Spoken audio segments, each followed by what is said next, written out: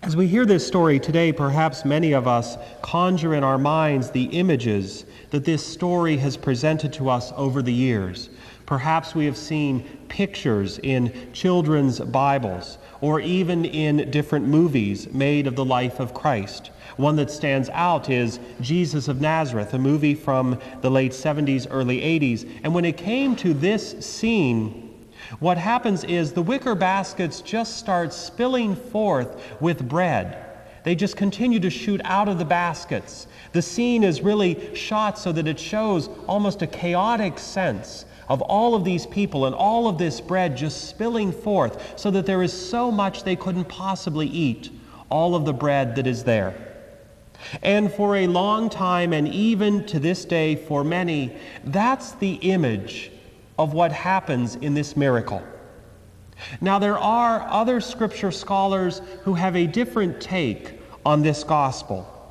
And let me say at the beginning that their take in no way diminishes the miraculous happenings of this event.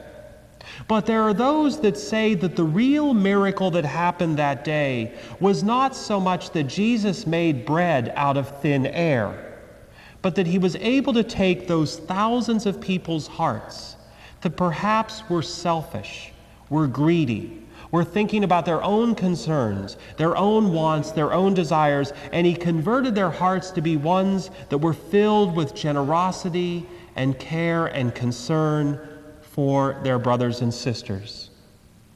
We hear about a young boy who has these barley loaves and these fish. And it would stand to reason that since they talk about this young boy, he was obviously willing to offer what he had to the greater good.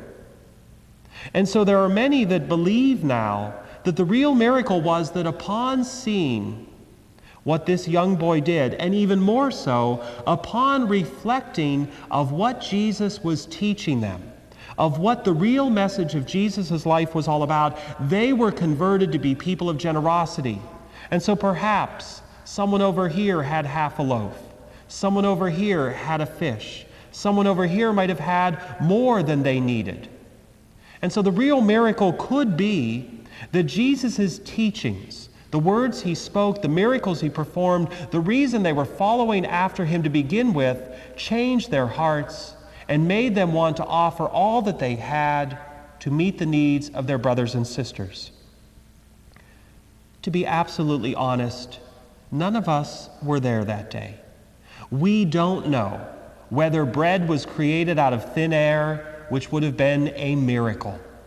God's love allowed all of those people to have their needs met, or that there was an unfair distribution of resources and God's love challenged their hearts to share with one another.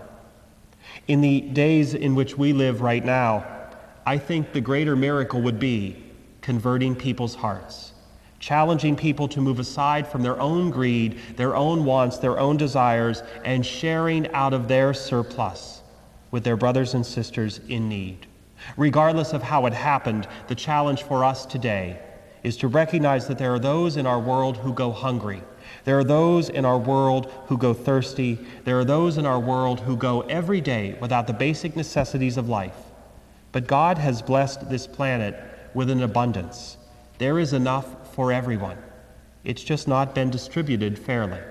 And so the challenge for us in living the life of Christ is to work to redistribute those resources so that all might know God's generosity, God's mercy, God's abundance, and God's love. Let us continue today to work that miracle, and let us share with one another.